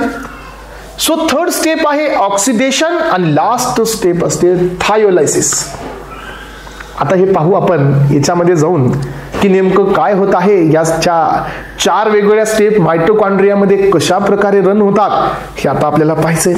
आणि यापेक्षा महत्वाचं काय असतं माहितीये का पेरेंट्स, याच्यामध्ये एनर्जेटिक्स कॅल्क्युलेट करणं. म्हणून थोडंसं लक्ष देऊन ऐका हे एनर्जेटिक्स कसे आपण या ठिकाणी कॅल्क्युलेट करतो. बरं, मला अजून एक क्वेश्चन तुम्हाला इथं विचारायचं आहे. हे पहा, सो आपण आतापर्यंत काय करत आलो माहितीये का की एटीपीचं कन्व्हर्जन एडीपी मध्ये केलं. ग्लायकोलिसिस मध्ये पण काय केलं, एटीपीचं कन्व्हर्जन एडीपी मध्ये केलं. दुसऱ्या तिसऱ्या स्टेप मध्ये काय केलं आपण, थर्ड स्टेप मध्ये परत एटीपीचं कन्व्हर्जन एडीपी मध्ये केलं. आता इथं काय केलं आपण, एटीपीचं कन्व्हर्जन एएमपी मध्ये केलंय. हा, तर aspirants it is equivalent to the 2 moles of ATP. Yes, लक्षात ठेवा, ही जी स्टेप इथं झाली ना, तर या स्टेप मध्ये आपल्याला 2 एटीपी लागल्यासारखं झालेत. कारण आपण काय केलं, एटीपीचं कन्व्हर्जन एडीपी मध्ये न करता एटीपीचं कन्व्हर्जन एएमपी मध्ये केलं. त्यामुळे तुम्हाला जर क्वेश्चन असा विचारला जात असेल की फॅटी ऍसिड ऑक्सिडेशन साठी तुम्हाला किती एटीपीज लागतात, तर तुम्हाला वाटतं की एकच ठिकाणी एटीपी लागलेला आहे, तर एस्पेरेंट हा एक एटीपी नाही आहे, it is equivalent to the 2 ATPs. 2 एटीपीची गरज लागली इथं, कारण आपण एडीपी न करता एएमपी केला. अलग लक्षात. सो मग आता आपल्याला 4 स्टेप इथं पाहिजे. पहिली स्टेप आहे डिहायड्रोजिनेशन. बघा, आता तुम्हाला या सगळ्या स्टेप मी इथं सांगेल, सायकल एकदा क्लिअर करून देईल, एनर्जेटिक्स सगळे कॅल्क्युलेट करून देईल आणि नंतर मग पुढे या ठिकाणी रायटिंग पार्ट जेवढा आहे नोट्स मध्ये तो तुम्हाला एकदा एक्सप्लेन करून देईल. म्हणजे कुठल्याही प्रकारची डाऊट डिफिकल्टी तुम्हाला या सायकल मध्ये राहणार नाही. हे पहा एस्पेरेंट्स, आता पहिली स्टेप आहे dehydrogenation. Dehydrogenation is nothing but removal of hydrogen atom. Dehydro name itself indicate. Dehydrogenation म्हणजे काय की हायड्रोजन ॲटमला काढून टाका. मग आपण पाहिलं की आपल्या जो फंक्शनल ग्रुप आहे त्याच्या पहिला कार्बन जो आहे डायरेक्टली अटॅच वाला तो आहे अल्फा आणि त्यानंतरचा कार्बन असतो बीटा. मग आपण पहिला हा असाइल कोय आहे, हा किती कार्बन कंपाऊंड आहे पेरेंट्स, 16 कार्बनचा कंपाऊंड आहे. सो यामध्ये आपण काय केलं, असाइल कोए डिहायड्रोजिनेज हा एन्झाईमचा यूज केला आणि now this so acyl CoA is getting converted into the trans enoyl CoA. So असं का झालं पाहायचं की इथं या CH2 मध्ये इथं 2 हायड्रोजन आहेत, इथं 2 हायड्रोजन आहेत एस्पेरेंट्स. तर याच्यातला एक H+ गेला, याच्यातला एक H+ गेला. सो इथे एक मायनस आहे, इथे एक मायनस आहे, हे दोन्ही मायनस मायनसनी बॉन्ड तयार केला आणि हा तुमचा झाला ट्रान्स इनॉइल कोए. सो आता मला तुम्ही सांगा की ही जी प्रोसेस झाली याच्यातले 2 हायड्रोजन आपण रिमूव्ह केले. मग आता हे 2 हायड्रोजन जे रिमूव्ह झाले यांना कोण पिकअप केलं, तर FAD+. हे पहा, FAD+ ने हे 2 हायड्रोजन पिकअप केले आणि it is getting converted into FADH2. So पहिल्या स्टेप मध्ये आपल्याला मिळाला FADH2 जो की 1 आहे. बरोबर आहे. चला, तर आता आपल्याला सेकंड स्टेप पुढची पाहिजे की हा तुमचा ट्रान्स इनॉइल कोए जो आहे एस्पेरेंट, सो हा कन्वर्ट होतोय आता पुढच्या स्टेप मध्ये. सो ट्रान्स इनॉइल कोए हा कन्वर्ट होत आहे बीटा हायड्रॉक्सी असाइल कोए. आता आपल्याला दुसऱ्या स्टेप मध्ये काय करायचे सांगा, दुसऱ्या स्टेप मध्ये करायचे हायड्रेशन. पहिल्या स्टेप मध्ये केलं आपण डिहायड्रोजिनेशन म्हणजे 2 हायड्रोजन रिमूव्ह केले. आता आपल्याला काय करायचे, दुसऱ्या स्टेप मध्ये करायचे हायड्रेशन. हायड्रेशनचा मिनिंग काय माहितीये की हायड्रेशनचा मिनिंग आहे वॉटर मॉलिक्यूल इथं तुम्हाला ऍड करायचंय. मग आता हे वॉटर मॉलिक्यूल ऍड करायचंय इनॉइल कोए हायड्रेटेज या एन्झाईमच्या हेल्पनी आणि आपण हे वॉटर मॉलिक्यूल बीटा कार्बन वरती ऍड केला. हे पहा, हा H2 आहे, यामधला आपला जो H असतो हा इथून डिस्प्लेस याच्यामधून डिप्रोटिनेट होतो आणि हा तयार होतो OH- आणि H+. मग आता इथं तर डबल बॉन्ड आहे. यस, तर याचा अटॅक इथं झाला की हा बॉन्ड ब्रेक होतो, इथं होतो CH2 आणि हा OH इथं अटॅच होतो. तर अशा प्रकारची ही रिएक्शन होते. मग आता झालं काय की अल्फा आणि बीटा पोझिशनला हायड्रॉक्सिल ग्रुप आलेला आहे. So this is called beta hydroxy acyl कोए. झालं का? तर सेकंड स्टेप आपली झालेली आहे. आता आपण चाललो थर्ड स्टेप कडे. हे पहा, सो सेकंड स्टेप आपली इथं कंप्लीट झालेली आहे. Now we are moving towards the so third step. आणि तिसरी स्टेप काय असते, तर तिसरी स्टेप असते आपली या ठिकाणी ऑक्सिडेशन. पहिली झाली डिहायड्रोजिनेशन, सेकंड झाली हायड्रेशन, आणि थर्ड स्टेप आपण इथं पाहतोय दॅट इज ऑक्सिडेशन. ऑक्सिडेशन म्हणजे काय एस्पिरंट, इथं पहा की जो तुमचा वॉटर मॉलिक्यूल असतो याला तुम्ही कीटोन मध्ये कन्वर्ट करा. पहा मग हा एन्झाईम असतो बीटा हायड्रॉक्सी असाइल कोए डिहायड्रोजिनेज. वापस डिहायड्रोजिनेज इथं का वापरण्यात आला? Is this dehydrogenation process? Yes, oxidation मध्ये आपण काय करतोय? डिहायड्रोजिनेशनच करतोय. पहा हा जो OH आहे याच्यातला एक H आपण काय करतोय? रिमूव्ह करत आहोत एस्पिरंट. हे पहा, सो याच्यातला एक H आणि या कार्बन वरतीचा एक H, कारण आता आपल्याला काय करायचंय? कार्बन डबल बॉन्ड ऑक्सिजन करायचंय. ऑलरेडी याचे 2 बॉन्ड आहेत, हा एक आहे. याचा अर्थ डबल बॉन्ड फॉर्म करायचा असेल तर ऑक्सिजनचा एक H रिमूव्ह करावा लागेल आणि कार्बनचा एक H काढावा लागेल. तसं केल्यानंतर हा तुमचा कीटो तयार होतो आणि हे 2 हायड्रोजन पिकअप केले NAD+ ने. याच्या आधी हे 2 हायड्रोजन पिकअप केले गेले ते FAD+ ने. And now the NAD+ is getting converted into the NADH2 and हे जातात ETC कडे. बघू आपण, आपल्याकडे दुसरा सोर्स आलेला आता, आणि आता हा जो मॉलिक्यूल तयार झाला आता तो आहे बीटा कीटो. हा कार्बन जो आहे आता कीटो फॉर्म मध्ये आहे, बीटा कीटो असाइल कोए. आणि एस्पिरंट्स आता आपण पुढच्या स्टेप कडे चाललेले आहोत. बरं मला हे सांगा, आपण ह्या बीटा पोझिशनला कीटोन का आपण तयार केला? याचा अर्थ की आता ज्या वेळेला ह्या एन्झाईमचा अटॅक होईल थायोलेसच्या, त्यावेळेला कीटो ग्रुपच्या साईडचा बॉन्ड इझिली ब्रेक होऊ शकतो. तर समजून घ्या एस्पिरंट, काय झालं माहितीये का की आता हा जो थायोलेज आहे या थायोलेजने ह्या कीटोन वरती अटॅक केल्यानंतर हा तुमचा CH3 डबल बॉन्ड O आणि कोएन्झाईम A बाहेर पडला आणि हा कोएन्झाईम A याला पुन्हा अटॅच झाला. सो याचा अर्थ इथून एक मॉइटी बाहेर पडली, दॅट इज कॉल्ड असिटिल कोए. फर्स्ट असिटिल कोए इथं या ठिकाणी सो ब्रेक झालेला आहे एस्पिरंट, आणि याच्यामध्ये आहेत कार्बन 2. तर हे टोटल मॉइटी होती 16 कार्बनची. आता जो शिल्लक राहिला असेल कोए तो किती कार्बनचा? आता 14 कार्बनचा आहे. Now 2 carbons are getting broken down into the acetyl CoA 1. मग आता मला एक गोष्ट सांगा, सो आता हा असाइल कोए माइटोकॉन्ड्रियाच्या बाहेर जाईल का? मग ऍक्टिव्हेशन करून पुन्हा मध्ये येईल का? नाही. का जाईल? नाही जाणार, कारण याच्याकडे ऑलरेडी कोएन्झाईम A आहे, म्हणजे हा ऍक्टिव्हेटेडच आहे. पण एस्पिरंट जी सायकल आपण आतापर्यंत करत आलो, डिहायड्रोजिनेशन, सो त्यानंतर आहे हायड्रेशन, ऑक्सिडेशन आणि दिस इज थायोलायसिस. ही सायकल याला करावं लागेल ना आता. मग आता तुम्ही मला सांगा की याच्यामध्ये 14 कार्बन्स आहे. मग अजून एकदा सायकल झाली, पुन्हा 2 कार्बन रिमूव्ह झाले, किती राहिले? 12. आता जरा थोडस मी या ठिकाणी बोर्डचा वापर करतोय एस्पिरंट, जरा लक्ष देऊन ऐका. हे बघा, सो आपल्याकडे जो फॅटी ऍसिड होता तो 16 कार्बनचा होता. डिहायड्रोजिनेशन झालं, ऑक्सिडेशन झालेलं आहे. येस, सो याच्यामध्ये एकदा झालं हायड्रेशन, हायड्रेशन कंप्लीट केलेलं आहे. देन ऑक्सिडेशन झालेलं आहे. ऑक्सिडेशनच्या नंतर झालं लास्ट स्टेप मध्ये थायोलेसिस, म्हणजे लायसिस म्हणजे काय? जिथं ब्रेकडाऊन झाला. मग फायनली काय मिळालं आपल्याला? हा 16 कार्बनचा कंपाऊंड मिळाला. असाइल कोए हा किती कार्बनचा राहिला आता? 14 कार्बनचा. आणि बाहेर काय पडला? असिटिल कोए हा किती कार्बनचा आहे? 2 कार्बनचा. Yes or no? या स्टेप पर्यंत सगळ्यांना क्लिअर आहे का मला सांगा? कारण एस्पिरंट बीटा ऑक्सिडेशन मधले ATPs कॅल्क्युलेट करणं म्हणजे इझी नाही आहे. तुमच्या कॉन्सेप्टच क्लिअर पाहिजे, त्याशिवाय कॅल्क्युलेशन होत नाहीत. बघा आता, बरं मला आता दुसऱ्यांदा सांगा की हे असाइल कोए ज्याला वापस जाईल त्याला याच्याकडे किती कार्बन आहेत? 14. हा वापस खाली येईल त्याला 2 निघाले, किती राहिले? 12. येस. मग आता काय झालं? ऍसिटिल कोए किती तयार झाले? ऍसिटिल कोए आता इथं 1 आणि दुसरा तयार झालेला आहे. मग आता मॉइटी किती राहिली? 12. पुन्हा वापस जाईल, हे आहे किती? 12. खाली आला, पुन्हा 2 ब्रेक झाले, राहिले किती? 10. म्हणजे कितवा तयार झाला? 3रा. येस, 10 राहिले. पुन्हा वापस घेऊन चला, आहे 10. पुन्हा ऑक्सिडेशनच्या सायकल्स या कंप्लीट झाल्या, पुन्हा इथून 2 स्प्लिट झाले आणि पुन्हा किती राहिले? 8. तर हा असाइल कोए तयार झाला 14.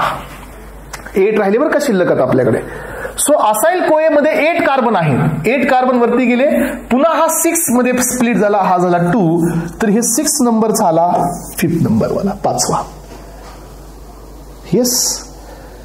सो यानंतर पहा हा 6 कार्बनचा वरती गेला, राईट. सो हा पुन्हा वापस स्प्लिट झाला 4 प्लस 2 कार्बन मध्ये. हा असाईल कोए झाला 6 नंबरचा. हा, इथंच होतं सगळ्यांना कन्फ्युजन पहा. सो यामध्ये आता लास्ट आहे 4 कार्बनचा असाईल कोए, तो वरती गेला आणि खाली त्याला 2 कार्बनचे काय मिळाले, दोन्हीही असिटिल कोए मिळाले. हा, लक्षात घ्या, देर इज अ कन्फ्युजन. इथंच होतं सगळ्यात मेन कन्फ्युजन की सगळ्यात शेवटच्या स्टेपमध्ये दोन्हीही असिटिल कोए तयार होतात. कारण का, दोघांचा कार्बन सेम असतो. तर टोटल असिटिल कोए किती झाले, 7 आणि 8 असिटिल कोए तयार झालेले आहेत. येस. आणि एस्पायरेंट सायकल किती कंप्लीट झाल्या, 7. कारण शेवटच्या सायकलमध्ये 2 मिळाले, म्हणजे एका सायकलला 1 असिटिल कोए तयार होत होता. येस, एका सायकलला 1 असिटिल कोए आतापर्यंत तयार होत होता. फक्त लास्ट सायकलला एका सायकलला 2 कोए मिळालेले आहेत आपल्याला असिटिल कोए. म्हणून ही सायकल होत असते 7 टाइम्स आणि 8 असिटिल कोए. बरोबर आहे ना. हा, मग आता माझं कॅल्क्युलेशन तुम्ही थोडंसं समजून घ्या. सो मला हे सांगा, असिटिल कोए जर आपण टीसीए मध्ये दिला तर आपल्याला किती एटीपी मिळत आहे. येस, असिटिल कोए जर टीसीए मध्ये जर एंटर करत असेल then how many ATPs we are getting, सगळ्यांना माहिती आहे. आताच आपण डिस्कस केलं तर फक्त 12 एटीपीज पाहायला मिळतात, है ना. So how many ATPs we are getting, 12. तर आपल्याकडे आता असिटिल कोए किती आहे, तर 8 इंटू 8 करा. टोटल एटीपीज किती मिळाले, टोटल एटीपीज मिळाले 96. तर जरी बीटा ऑक्सिडेशन जरी असेल एस्पायरेंट, तर बीटा ऑक्सिडेशन मधला मेजर जो एटीपीचा प्रोडक्शन असतो तो टीसीएनीच असतो. आता पहा, मग आपल्याला हे लक्षात आलं एस्पायरेंट की प्रत्येक असिटिल कोए तयार होत असताना एक तयार झाला FADH2.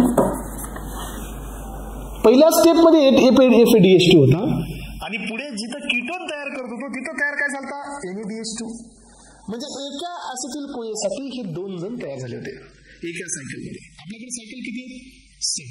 8 म्हणायचं नाही, 8 असिटिल कोए, सायकल 7 आहे.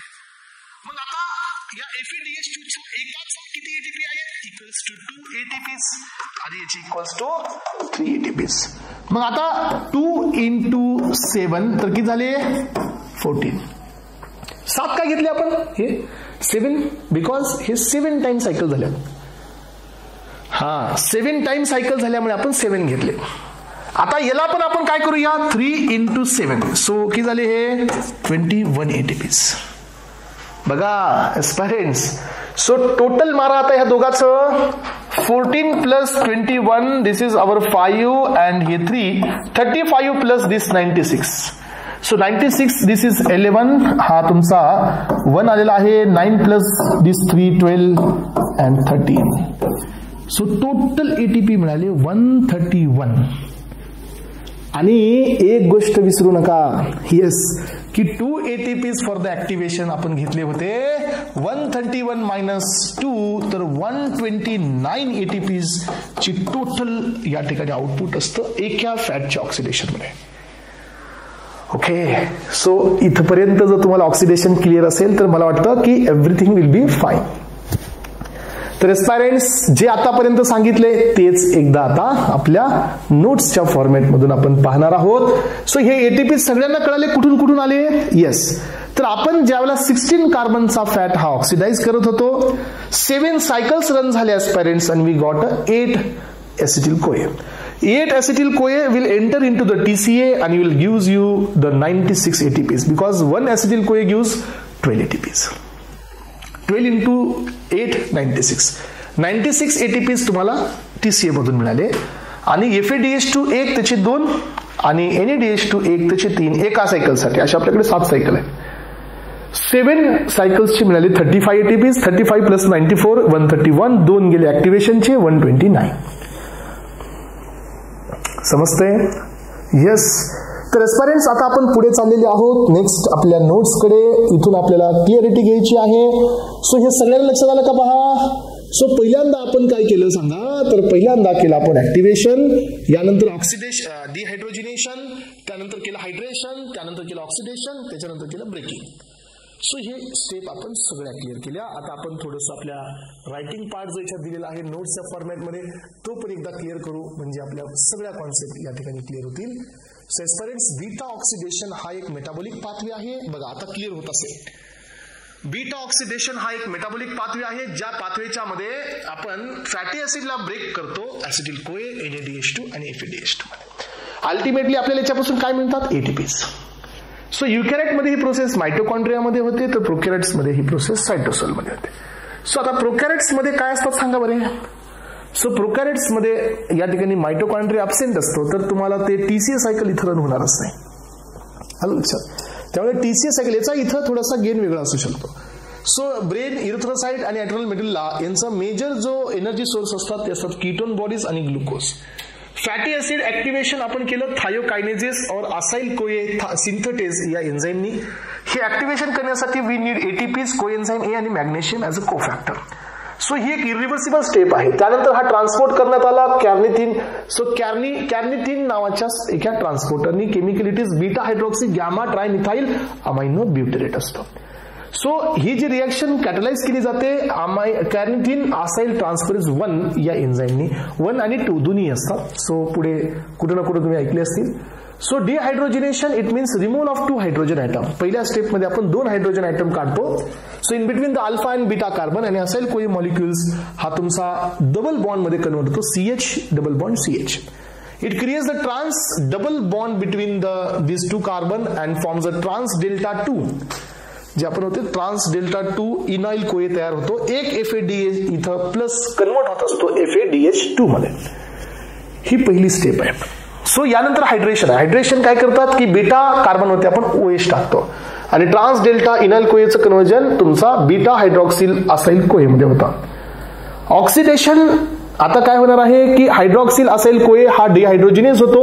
Hydroxyl group on the beta carbon removing the 2 electrons 2 hydrogens आणि इथं तुमचा कीटोन फॉर्म येतो. Ketone beta keto acyl CoA. शेवटचा आहे thiolysis. Beta keto thiolase cleaves that bond in between the alpha आणि बीटा कार्बन. तो bond break होतो आणि तुम्हाला एक साइडला ऍसिटिल कोए मिळतो आणि एक साइडला असाइल कोए मिळतो. ह्या 4 स्टेप इम्पॉर्टंट आहेत आणि ह्या सगळ्या स्टेप या डायग्रामॅटिक प्रेझेंटेशन मध्ये देण्यात आलेल्या आहेत एस्पिरंट्स. हे बघा ही शेवटची स्टेप आहे जिथं कीटोन आहे अल्फा बीटा हे बॉन्ड ब्रेक होतो आणि हा बॉन्ड ब्रेक होऊन इकडे ऍसिटिल कोए जातो आणि हा कोएन्झाईम ऍड होऊन हे परत असाइल कोए येतं. पण याच्याकडे 2 कार्बन लेस आहे, तिथं -2 केले मी पहा. 2 कार्बन लेस, कारण 2 कार्बन इकडे ऍसिटिल कोए मध्ये गेलेत.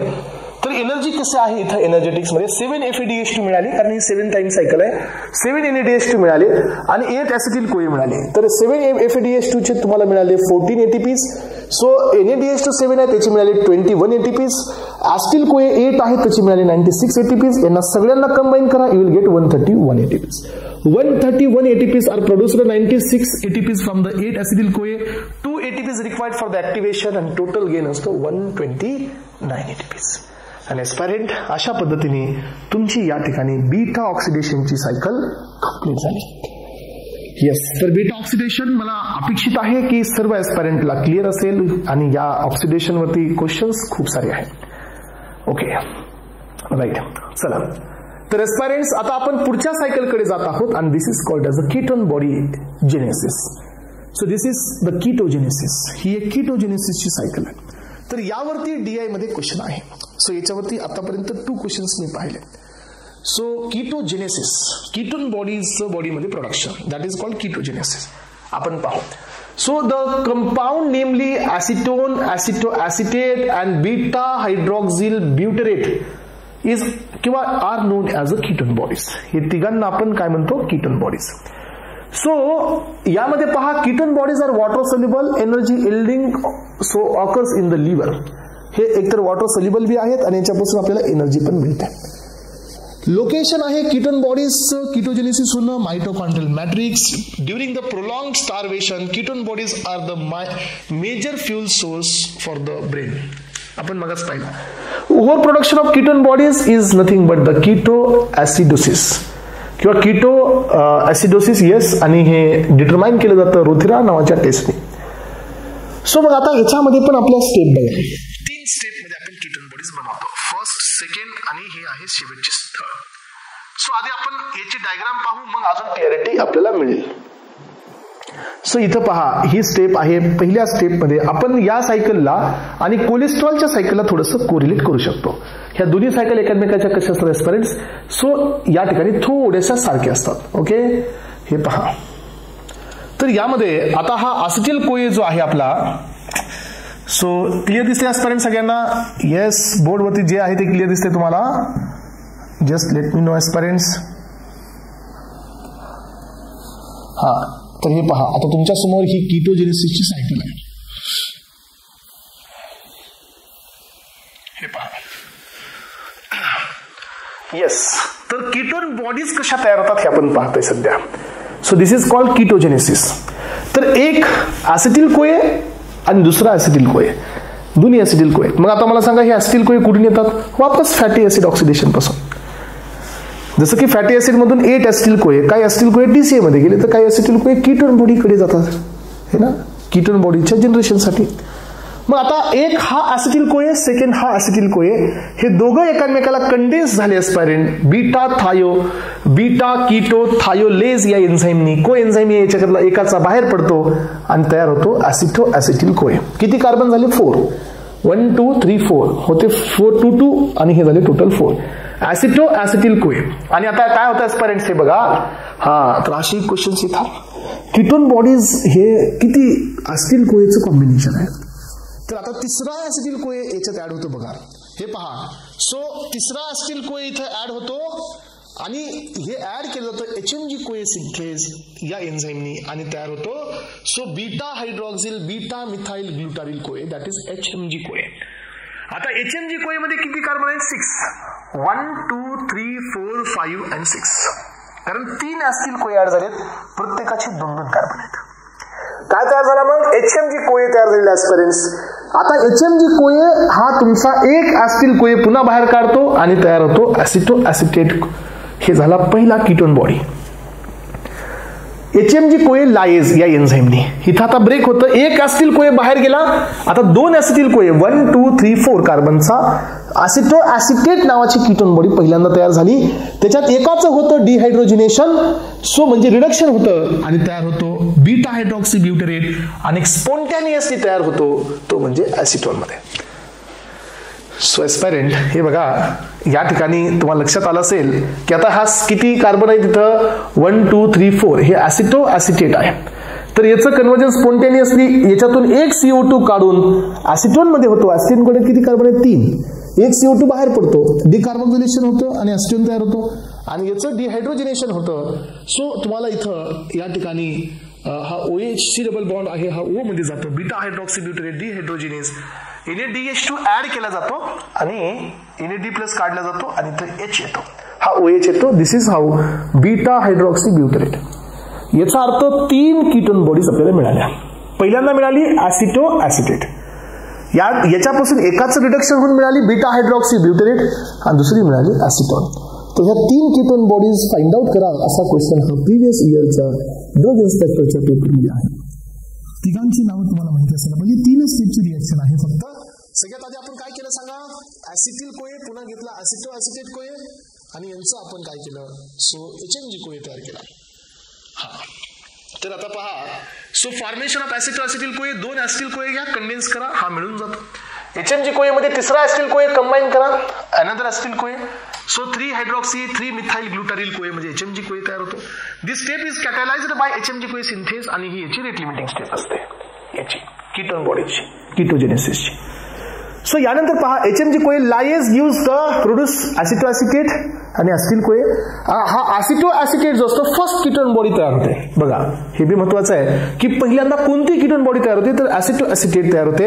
यानंतर बीटा हायड्रॉक्सी ब्युटेरेट तयार होते रिडक्शननी आणि ऍसिटोन तयार होतो स्पॉन्टेनियस डिकार्बोक्सिलेशन. अशा तुम्हाला 3 इथं काय मिळालेले आहेत? सो 3 तुम्हाला इथं कीटोन बॉडीज मिळालेले आहेत आणि aspirants this is called as a ketogenesis. अलग लक्षामध्ये? येस. आणि एस्पिरंट्स हे कीटोजेनेसिस जर तुमचं ओव्हर प्रोडक्शन मध्ये गेलं तर ketone bodies, so ketonemia, ketone bodies in the blood हे एक्सेसिव्ह मध्ये होतं. कीटोन युरिया, कीटोन बॉडीज हे युरिन मधून एक्सक्रीट होतात. आणि का सो या कीटोन बॉडीज कुठे जातात माहितीये का? लिव्हर मध्ये.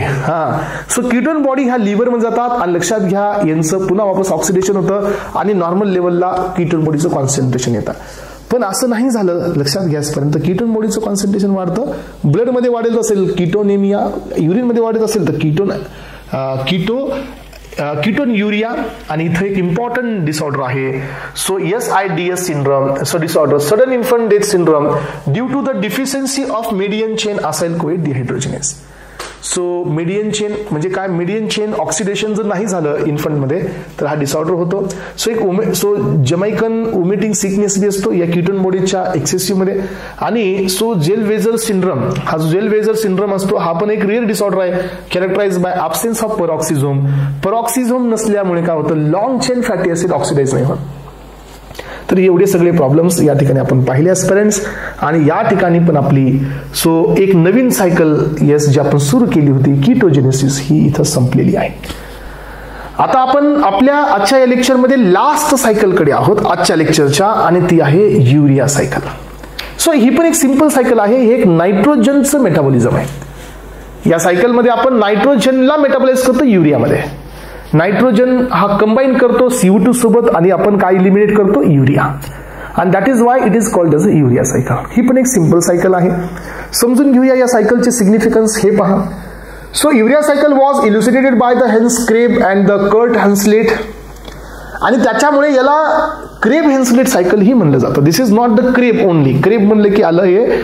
So TCA cycle. लक्षात याच्यामध्ये असू शकतं कन्फ्युजन. फक्त क्रेब सायकल म्हणाल तर TCA. क्रेब्स हन्सलेट सायकल म्हणजे काय? So this is urea cycle. अलग लक्षामध्ये. यानंतर पहा, urea cycle is a metabolic pathway that transform the nitrogen to the urea for excretion from the body. Yes, आपल्या बॉडीमधून डायरेक्टली तर आपण नायट्रोजन एक्सक्रीट नाही करू शकत. Nitrogen is nothing but the waste metabolic product जो की आपल्या लिव्हर मध्ये तयार होतो. नायट्रोजनचे फॉर्म असतात. तुम्हाला माहिती आहे युरिया आहे, युरिक ऍसिड आहे, अमोनिया आहे. अमोनिया हा बॉडीमध्ये टॉक्सिक आहे. अमोनिया हा डायरेक्टली आपण रिलीज नाही करू शकत. त्यामुळे अमोनिया हा आपल्याला युरियामध्ये कन्वर्ट करावा लागतो. सो युरिक ऍसिड पण आपल्या बॉडीमध्ये टॉक्सिक आहे. जर ते डिपॉझिट झाले तर आपल्याला गाऊट होतो. Yes, gout. It is characterize by deposition of sodium urate crystals, right. So त्यामुळे हे नायट्रोजन आपण युरियामध्ये कन्वर्ट करतो जेणेकरून हा नॉन टॉक्सिक असतो आणि बॉडीमधून इझिली एक्सक्रीट होत असतो. Urea is the end product of protein metabolism. So location आहे सायटोसेल आणि मायटोकॉन्ड्रिया दोन्हीमध्ये पण ही सायकल होते. सबस्ट्रेट आहे CO2 प्लस 3 ATP. आपल्याला 3 ATP इथे लागतात. चौथा कुठं लागतो ते बी सांगतो. प्रोडक्ट मिळतो युरिया, फ्युमारेट आणि H2O. आणि सो या ठिकाणी 4 ATP ऍक्च्युअली कन्झ्युम्ड आहेत. 3 डायरेक्ट लागतात. चौथा कुठून येतो हे दाखवतो. तर टोटल आपल्याला हे सायकल कंप्लीट करण्यासाठी we need to utilise 4 ATPs. तर डायरेक्टली 3 दिले जातात. चौथा कुठे आहे आपण पाहू. सो एस्पिरंट्स आपण काय केलं? पहिली स्टेप इथं केली आणि ही स्टेप इथं समजून घ्या. ही पण सायकल मी तुम्हाला डायरेक्टली सत्यनारायण थ्रू देत आहे. तिथून तुम्ही ह्या सायकलचा रेफरन्स घेऊ शकता. No need to remember the स्ट्रक्चरची काही गरज नाही. सो एस्पिरंट पहिली स्टेप पहा. CO2 plus NH4. सो हा क्वाटर्नरी नायट्रोजन आहे, अमोनियम आहे. सो CO2 प्लस NH4 हा कंबाईन होतो, फिक्स होतो. सो याच्यामध्ये हे पहा, याच्यामध्ये 2 ATP ऍड होतात. इथे 2 ATP ऍड केली, 2 ATP आणि 2 ADP कन्वर्ट झाले. इथं ही रिएक्शन कॅटलाइज केली जाते कार्बामॉइल फॉस्फेट सिंथेज 1 ने. आणि ही एक इम्पॉर्टंट रेट लिमिटिंग स्टेप असते याच्यामध्ये. आणि तयार काय झालं पहा, कार्बामॉइल फॉस्फेट तयार झाला. याचा अर्थ आपण याच्यातला एक कार्बन हा कार्बन, सो एक नायट्रोजन हा नायट्रोजन आणि हा आलेला फॉस्फेट म्हणजे एक फॉस्फेट, हे झाला कार्बामॉइल फॉस्फेट. सो हे झालं फिक्सेशन. फिक्सेशन कशाचं? NH2चं म्हणजे सॉरी NH4चं कुठं? कार्बामॉइल फॉस्फेट मध्ये. आणि आता इकडून जो रिसायकल होत आहे ऑर्निथिन, ऑर्निथिन हे पहा, हा इथं आहे 1 2 3 4 5 कार्बन आणि शेवटी असतो एक NH3 प्लस. सो हा ऑर्निथिन हा कार्बामॉइल फॉस्फेट हे मिक्स होतात ऑर्निथिन ट्रान्स कार्बामॉइलेज या एन्झाईमने. आणि काय होतं माहितीये का, एक तुमचा सिट्रुलिन तयार होतो. हा, आणि सिट्रुलिन तयार होत असताना याच्यातला एक फॉस्फेट हा बाहेर पडतो. सिट्रुलिनतून बाहेर हे पहा, याच्यातले फक्त एक कार्बन आणि एक NH2 इकडे ट्रान्सफर झाला. ऑर्निथिन वरती आणि तो तयार झाला सिट्रुलिन आणि एक तुमचा फॉस्फेट इथून बाहेर पडतो, that is PI. PI is nothing but only inorganic phosphate. PPI काय असतं? इनऑर्गॅनिक पायरोफॉस्फेट, म्हणजे 2 फॉस्फेट असतात, इथे एकच आहे. मग आता हा सिट्रुलिन तयार झालाय. आतापर्यंत ही प्रोसेस होती मायटोकॉन्ड्रिया. आता इथून पुढे होणार आहे आता सायटोसेल म्हणजे सायटोप्लाझम मध्ये. मग हा सिट्रुलिन मायटोकॉन्ड्रियामधून डिफ्यूज होतो कुठे? सायटोप्लाझम मध्ये. आणि सिट्रुलिन हा मेटाबोलाइज होतो एका इम्पॉर्टंट एन्झाईमनी, आर्जिनोसक्सिनेट सिंथेसने. आणि काय होतं सांगायचं? आर्जिनोसक्सिनेट सिंथेस हे. सो ह्या सिट्रुलिनचं कन्व्हर्जन इथं पहा, इथं असणारा तुमचा आर्जिनोसक्सिनेट मध्ये करत असतो आणि हे करत असताना एक अस्पार्टेट अमायनो ऍसिड ऍड होतो. अस्पार्टेट ऍड होत आहे. आर्जिनोसक्सिनेट सिंथेस हे काम करतोय. इथं बघा एटीपीचं कन्व्हर्जन एएमपी मध्ये झालंय. हेच होता तो पॉइंट. तुम्हाला मी आधी पण सांगितलं, whenever the ATP is getting converted into the ADP म्हणजे एक ATP युटिलाइज केलाय. आता इथं काय आहे? ATPचं कन्व्हर्जन AMP मध्ये आहे, म्हणजे so there is a equivalence to the 2 ATP. त्यामुळे आधीचे 2 आणि हे 2 युरिया सायकल मध्ये 4 ATPs लागतात. येस. आणि तयार काय झाला मग सांगा? सो आर्जिनोसक्सिनेट तयार झाला, अस्पार्टेट इथून ऍड झालाय. सो ATP हा AMP मध्ये कन्वर्ट केलाय आणि 2 PPI बाहेर पडलेले आहेत. सो आता काय झालं? आर्जिनोसक्सिनेज हा या ठिकाणी काम करतोय. एस्पायरेंट आर्जिनोसक्सिनेज हा काम केल्यानंतर पहा या ठिकाणचा तुमचा हा जो ग्रुप आहे इथला, हा ग्रुप इथून बाहेर पडतो आणि हा असतो फ्युमारेट. सो एस्पायरेंट्स हा फ्युमारेट NH2 हा तर हे बाहेर पडतो 1 2 3 4 कार्बन. तर याचा अर्थ तुम्हाला युरिया सायकल मधला हा पहिला बाय प्रोडक्ट आहे फ्युमारेट आणि हा खाली जाऊन TCS जातो. लक्षात ठेवा, ही जाऊन TCS रन होतो. आणि तयार काय झाला? अर्जिनिन.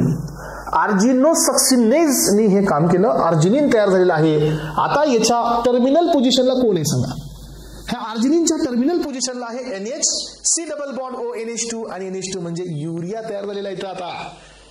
आणि फायनल स्टेप मध्ये पहा हा अर्जिनेज काय करतो? हे बॉन्ड ब्रेक करतो वॉटर मॉलिक्यूल ऍड करून आणि या ठिकाणी तुमचा युरिया तयार होतो. NH2 double bond O NH2 आणि हा वापस रिकन्वर्ट होतो ऑर्निथिन मध्ये आणि सायकल पुन्हा रन होते. याचा अर्थ तुम्हाला लक्षात ठेवायचं आहे की युरिया सायकल मध्ये आपण ऍड काय काय करतो? CO2 NH4 आणि अस्पार्टेट. आपल्याला मिळतं काय काय? मिळतं काय काय? येस. सो अस्पार्टेट आपण या ठिकाणी ऍड करतोय तर आपल्याला फ्युमारेट एक मिळतो आणि युरिया मिळतो. हे 2 याचे बाय प्रोडक्ट असतात. 4 ATP टोटल वापरले गेले. 4 ATPs हे टोटली युटिलाइज केले जातात आणि या सर्व सायकलला आपण नाव देतो युरिया सायकल. ठीक आहे.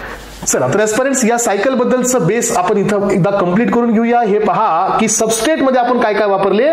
सो सबस्ट्रेट मध्ये आपण वापरलेला आहे NH3 so in the form of NH4 CO2 3 ATPs. Product काय मिळाले? युरिया, फ्युमारेट आणि वॉटर हे प्रोडक्ट मिळाले. आपण ऍड काय केलं? अस्पार्टेट बी टाकलं. आपण लक्षात ठेवायचं अस्पार्टेट ऍड करा वाटलंच तर. लोकेशन आहे मायटोकॉन्ड्रिया आणि सायटोसोल. सो लक्षात ठेवा मायटोकॉन्ड्रिया कुठून कुठपर्यंत? सिट्रुलिन पर्यंत मायटोकॉन्ड्रिया आणि ऑर्निथिन पर्यंत सायटोसेल. ऑर्निथिन वापस सिट्रुलिन दॅट इज मायटोकॉन्ड्रिया. तर ही सायकल अशी या ठिकाणी दोन्हीकडून रन होते, सायटोप्लाझम मध्येही आणि मायटोकॉन्ड्रिया ही मध्ये. तर एस्पायरेंट्स माझ्या अकॉर्डिंगली या सर्व सायकल्स तुम्हाला क्लिअर असायला पाहिजेत. आजच्या लेक्चरमध्ये आपण कव्हर अप केलेले आहेत जवळजवळ 4 सायकल्स. ग्लुकोनिओजेनेसिस, सेकंड सायकल पाहिली आपण कोरी सायकल, थर्ड सायकल पाहिली बीटा ऑक्सिडेशन, देन पाहिली आपण युरिया सायकल. अजून कोणती पाहिली का? येस, बीटा ऑक्सिडेशन, कोरी, ग्लुकोनिओजेनेसिस, युरिया सायकल. तर एवढ्या सायकल्स आपण कव्हर केलेल्या आहेत एस्पिरंट्स आजच्या या लेक्चरमध्ये. क्लिअर असायलाच पाहिजे. कीटोन बॉडीची एक पाहिली आपण.